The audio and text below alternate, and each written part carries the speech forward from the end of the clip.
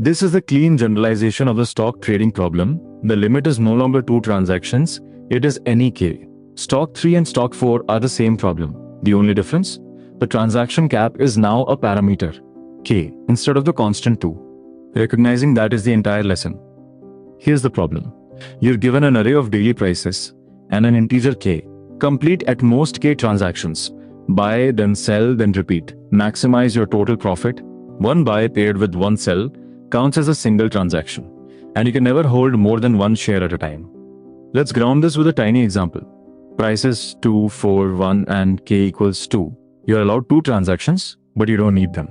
Buy at 2, sell at 4. That single trade nets a profit of 2. The second transaction would only lose money, so we skip it. At most, K means you never have to use them all. Now the stake. It's identical to stock 3, we just let the cap climb up to K. Define f of I hold cap, the best profit starting from day I in a given holding state, with cap transactions still remaining. Hold is 0 or 1. Are we currently holding a share and cap counts down? We decrement it on every sell, exactly like before. Stock 3 had 2 decks of this state machine. Stock 4 just stacks K of them. Same machine, more floors. Here's the implementation. Watch how the hard-coded 2 simply becomes the variable K. We build a 3-dimensional table, day, holding state, and cap from 0 to K. We fill it backwards, from the last day to the first. For each day, each holding state, and each cap value from 1 to K. If we're not holding, we choose the better of 2 moves, buy today, and flip to holding, or rest and skip. If we are holding, we choose sell today, spend 1 unit of cap, and pocket the price, or keep holding and wait. The answer lives in DP of 00K, day 0 not holding, with all K transactions available. Notice each day only ever reads from the day right after it, so we don't need the full table.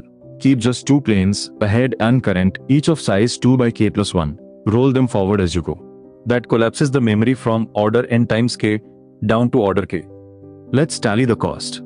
Time is order n times K, we touch every day for every cap level. Space is order K after the optimization.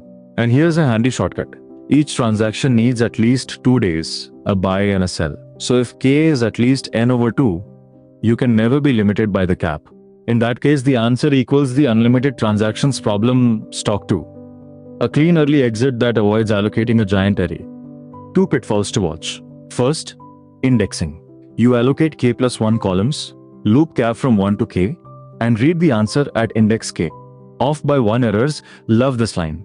Second, forgetting the K at least n over 2 shortcut when K is large and needlessly building a huge array. So here's the real takeaway. When a problem you've already solved has a hard-coded constant, ask yourself, is promoting that constant to a variable the whole generalization? Often, as here it is. Next up, we go back to unlimited transactions, but with a real-world rule. After you sell, you must rest 1 day before buying again. That's the cooldown problem. See you there.